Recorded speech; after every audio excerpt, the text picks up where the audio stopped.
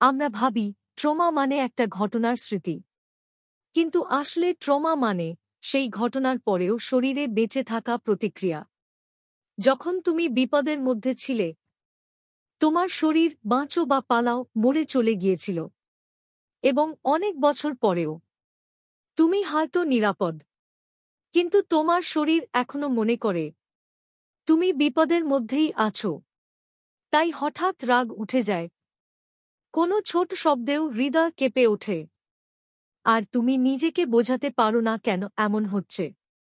সত্যি কথা হল, তোমার শরীর এখনো অতীতে বন্দী, এবং মুক্তির একটাই পথ আছে, তাকে আবার অনুভব করতে শেখা, ভেতরের সেই গল্পটা শুনে নেওয়া। এই কারণেই the body keeps the score শুধু একটা বই নয়, এটা আত্মার নিরাময়ের পথ।